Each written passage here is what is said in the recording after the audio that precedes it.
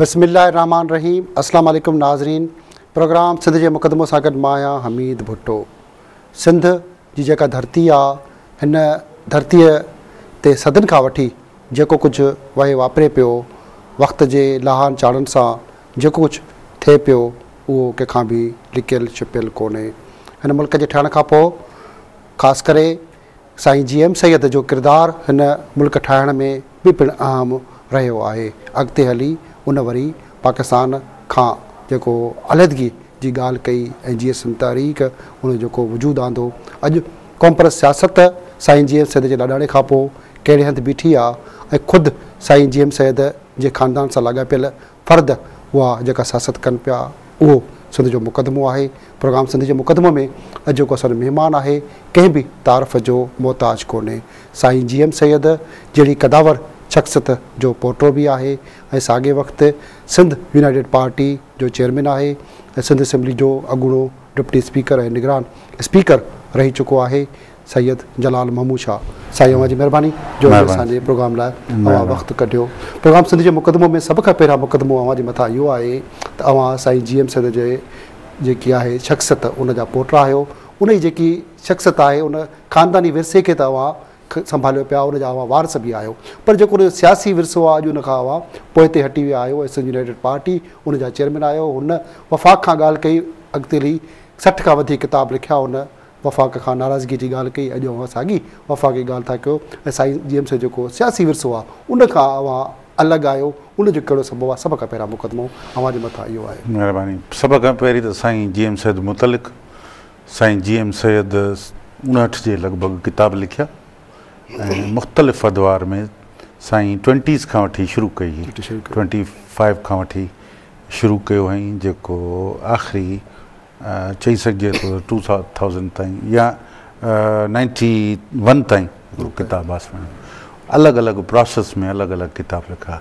हिकिड़ा किताब उन वक़्त में साईं GM सैयद जो पहिरियों किताब हो त महाल मांजन जी तालीमी प्रोग्राम, तालीमी ऐं तंज़ीमी प्रोग्राम, माना तालके जे अंदरि तालीमी सोशल वेलफेयर जो हिकिड़ो तस्वर हो। इन खां पोइ ॿियो साईं GM सैयद जो किताब हो अदालत जी इंतिज़ामिया खां अलहदगी, जेको जेॾी महिल साईं GM सैयद असेंबलीअ में हो ऐं उनजे इंतिज़ामी अदालती मसइलनि में गॾु विचड़ जेके शोबा हूंदा उन्हनि खे कीअं धार कजे, हिकिड़ी कमेटी विहारी वई, उनजी रिपोर्ट ते साईं किताब लिखियो हो। अहिड़े नमूने सां साईं कंपेरेटिव रिलीजन्स ते बि लिखियो, साईं सियासत ते बि लिखियो। त साईं हिकिड़ो सियासतदान सां गॾोगॾु हिस्टोरियन हो, हिस्टोरियन पॉलिटिशियन हो। त जेका जेका थ्योरी में प्रैक्टिस थींदी वई उन ते हिकिड़ो किताब लिखंदो वियो ऐं उन ते जी सॼी हिस्ट्री प्रिज़र्व कई। त साईं GM सैयद खे तव्हां ईअं ॾिसी सघो था। असांजी हैसियत उन जे ज़रे बराबरि बि कान्हे जो असीं दावा करियूं त असीं उहा ॻाल्हि इहा ज़रूरु आहे। साईं GM सैयद हिकिड़ी फ़िलासफ़ी ॾिनी क़ौमुनि जी या क़ौमियतुनि जी। असीं क़ौम सिंधी क़ौम में बहसत क़ौम यकीन रखूं था। सिंध जी आज़ादी ख़ुदि मुख़्तियारी ऐं ख़ुशहाली कीअं थी सघे, हालतुनि पटांदड़ वक़्तनि त पटांदड़ तब्दील थींदी रहे थी। अगरि 70s जे पीरियड में खां पोइ जमहूरी क़ुवतुनि जो रोल ऐं मिलिट्रीअ जो रोल ऐं उन में कीअं अक्सरियत खां इनकार कयो वेंदो रहियो ऐं इहो कयो आहे साईं GM सैयद उन पटांदड़ उहे सभु फ़ैसिला कया। अॼु दुनिया जा बदिलियल हालात में डेमोक्रेटिक पॉलिटिक्स जेका आहे उहो बुनियादी प्रिंसिपल तस्लीम थी वियो आहे दुनिया जे अंदरि, त असीं उन खां क़तई तौर ते लातालुक़ थी नथा रही सघूं। इहा हिकिड़ी पंहिंजी आहे। हाणे इहा आहे त फेडरेशन ऑफ पाकिस्तान जे अंदरि कहिड़ा मसइला रहिया आहिनि, इहो अलॻि आहे। ईअं न आहे त को साईं 60 किताब फेडरेशन जो कुझु 1972-73 खां पोइ साईं जेके किताब लिखिया उहे पाकिस्तान जी फेडरेशन ऐं उन सां रिलेटेड सिंध सां कीअं ज़्यादतियूं थींदियूं रहियूं आहिनि उन जे लाइ मुख़्तलिफ़ तरीक़ेकार हल ऐं प्रैक्टिस जेका आहे सा पॉलिटिशियन खे करणी आहे। साईं GM सैयद पंहिंजी सॼी ज़िंदगी जो निचोड़ हिकिड़ी थ्योरी लिखी आहे, उनखे प्रैक्टिस कीअं करणी आहे उहो सियासतदाननि ते आहे त कीअं था प्रैक्टिस कनि। ठीकु आहे न। असीं बि बहसियत सियासतदान हिकिड़ी प्रैक्टिस करियूं था, हालतुनि पटांदड़ असीं सियासत करियूं था। असीं कतई तौर ते इन खां इनकार कोन था करियूं त सिंधी हिकु क़ौम कान्हे या हुननि जा पंहिंजा इंट्रस्ट विदिन द फेडरेशन, पंहिंजा हिकिड़ा सेपरेट आइडेंटिटी जा हिकिड़ा इशू, पंहिंजा इक़्तिसादी सियासी सकाफ़ती अलॻि मफ़ादात बि आहिनि हिन फेडरेशन जे अंदरि।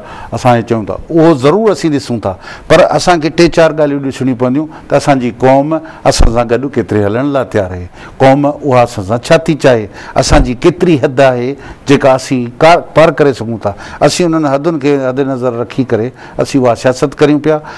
अॼु बि इहे सुवाल उहे उथारीनि था जेके कॾहिं बि सिंधी क़ौम में यकीन कोन था रखनि। इहा हिकिड़ी वॾो दिलचस्प मौज़ू आहे त जेके उहे माण्हू जॾहिं क़ौम में यकीन नथा रखनि उहे सुवाल उथारींदा आहिनि त साईं जेम्स जे नज़रिए खां तव्हां हटी विया आहियो। इहो मूंखे ॾाढो दिलचस्प, आउं कतई तौर ते कोन आहियां क़ौमी नज़रिए ते। अॼु बि आउं मज़बूती सां पंहिंजे क़ौमी फ़िक्र, क़ौमी ज़रूरियात ऐं नज़रियात तहत आउं बीठल आहियां ऐं उन ते कार फरमा आहियां ऐं इन ते कंहिं बि क़िस्म जो ॿियो कंप्रोमाइज़ सिर्फ़ु उहे जेके लेफ्ट जा माण्हू जेके न वञी सघिया, ख़ासि तौर ते न वञी सघिया मर्कज़ियत परस्तनि में, न रही सघिया नेशनलिस्ट में, इहे उन्हनि जा उथियल पाण किथे बीहारियो था मर्कज़ परस्त में या असीं सम्झूं था त असीं क़ौम परस्त आहियूं। असीं फेडरेशन ऑफ पाकिस्तान में यकीन रखूं था। असीं उन जे अंदरि पंहिंजा हक़ विड़ी वखूं सियासी हिकिड़े तसलसुल जे हिकिड़े तरीक़ेकार सां। सम्झो था तव्हां क़ौम परस्त आहियो त पोइ क़ौम परस्त जा 12-14 धड़ा जेके हिकिड़ा ॻाल्हि कनि था त जीअं सिंध ॿिया चवंदा सिंध जीअं न मुख़्तलिफ़ अलॻि अलॻि क़ौम परस्तनि जा ग्रुप आहिनि जेके जीअं मिसाल वठूं तरक़ी पसंद पार्टी जो जीअं लफ़्ज़ में कढी छॾियो आहे सिंध तरक़ी पसंद पार्टी, हर कंहिंजा अलॻि अलॻि नज़रिया, अलॻि अलॻि देगड़ी अवां उन ख़ानदान सां लाॻापियल जेके जंहिंजो काबो क़िबलो सन, उहे सभु अलॻि अलॻि पुछो न आवाज़ सां गॾु छो पोइ जेके मुंहिंजी ॻाल्हि आहे त मर्कज़ परस्त 8 मुस्लिम लीगूं आहिनि, हिकिड़ी पीपल्स पार्टी आहे, हिकिड़ी फ़ौज आहे, सभु अलॻि अलॻि छो बीठा आहिनि?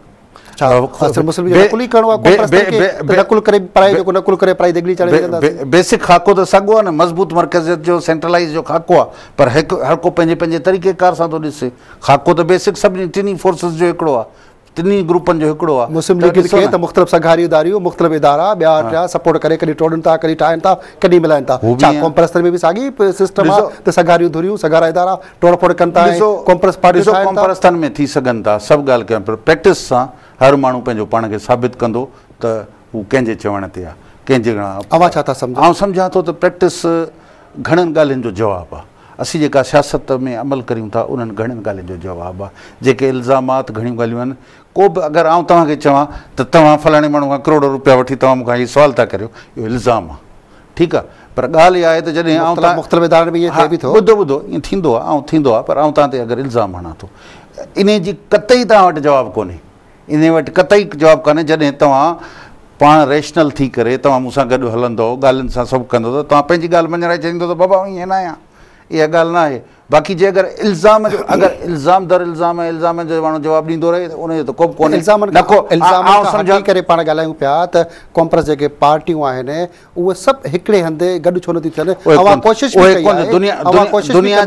दुनिया जे कंहिं बि मुल्क में, दुनिया जे कंहिंजे बि इदारे में ईअं कोन्हे त सभु पार्टियूं गॾु थी हिकिड़ी पार्टी ठहियूं हुजनि।